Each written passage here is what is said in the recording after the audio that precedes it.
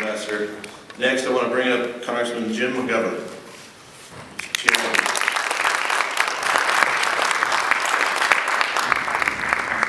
Chair of the Tom Lantos Human Rights Commission.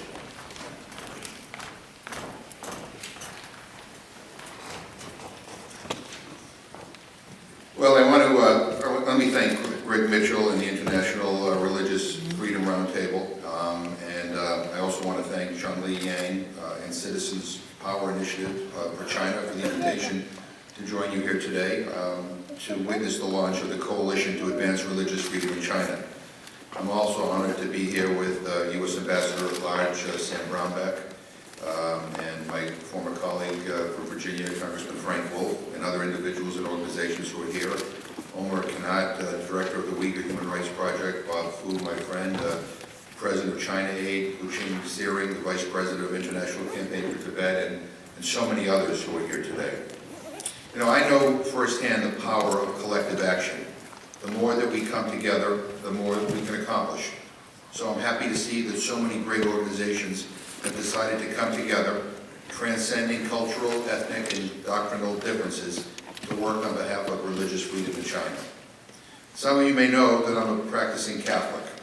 My own faith has shaped me in many ways, especially my commitment to human rights and social justice.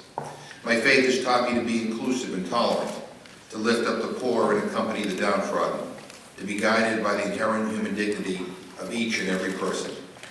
And this is why I'm here today, to send a message of support to all those who have been persecuted by the government of the People's Republic of China, and to reiterate my commitment to do all I can as a member of Congress to help bring that persecution to an end.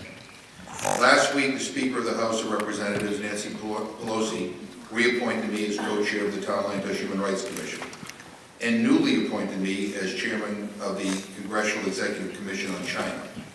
So I have some tools in hand, and I plan to use them to the best of my ability. I promise to do everything I can during the 116th Congress to raise the visibility of human rights violations in China, to help Americans understand why what happens in China matters, and to fight for U.S. policies toward China that place human rights at the center of the calculus. China is a beautiful country with a rich history and diverse and incredible peoples. China seeks greatness, but it will not achieve that as long as Tibetans and Uyghurs, Christians and Falun Gong practitioners, human rights lawyers, democracy activists, and booksellers find themselves living in constant fear. Police state tactics are a sign of weakness. Governments rely on them when they cannot persuade with ideas.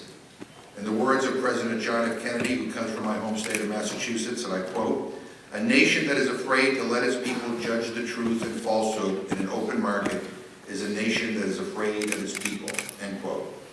So during the next 2 years, I promise you we will be laser focused on all forms of institutionalized discrimination in China. We will defend the rights to culture, religion, and language of the Tibetans and Uyghurs. We will ask the private sector to do its part to respect and promote all human rights, including the right to a decent, sustainable standard of living. And we will call for accountability whenever any right is violated or any human rights defender is attacked. I think we all need to acknowledge that what we've been doing has not been enough. We need more imaginative, creative, collective, inspired, and out-of-the-box thinking and approaches. And I look forward to working with all of you as we come up with a roadmap to move forward on these issues. So thank you again for all that you do. Keep doing it, and I look forward to working together. Thank you very much.